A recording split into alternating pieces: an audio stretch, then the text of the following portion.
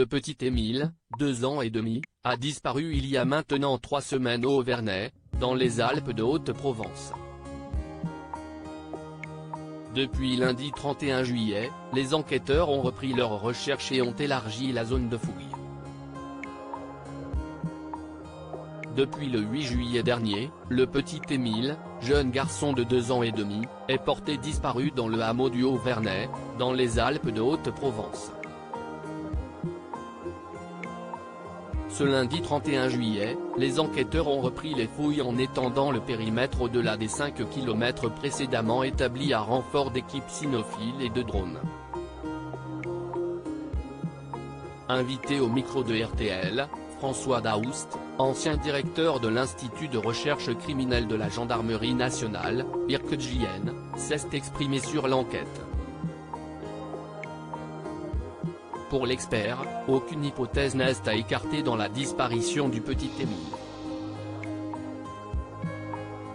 Une attaque d'animal, ça peut arriver, mais en l'espèce si on pense à un loup, à un chien ou autre, ça laisse des traces sur le terrain et non pas un grand vide tel qu'on a actuellement, a-t-il affirmé avant de poursuivre. Un chien, sa mort, un loup, sa mort, un enfant attaqué saignerait et laisserait des traces très conséquentes sur le terrain. Dans le cas où l'enfant aurait quitté le domicile de son plein gré, on prend en compte la capacité physique d'un enfant de 2 ans à marcher en ligne droite à partir du moment où il est libre de ses mouvements. Une poursuite des recherches. Parmi les autres possibilités, les enquêteurs explorent désormais des zones trop difficiles d'accès jusqu'à présent.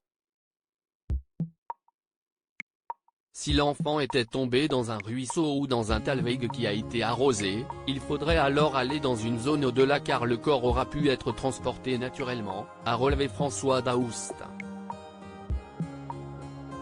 Dans le cas où ces nouvelles recherches n'aboutiraient pas, des études supplémentaires seront menées afin de vérifier s'il n'y a pas eu de trou dans la raquette. Savoir donc si ce qui a été inspecté par les chiens spécialisés en recherche de corps et ce que la cartographie du drone a donné couvre bien toute la zone de recherche. De plus, les enquêteurs devraient auditionner l'ensemble des personnes dont le téléphone a borné dans la zone le jour de la disparition.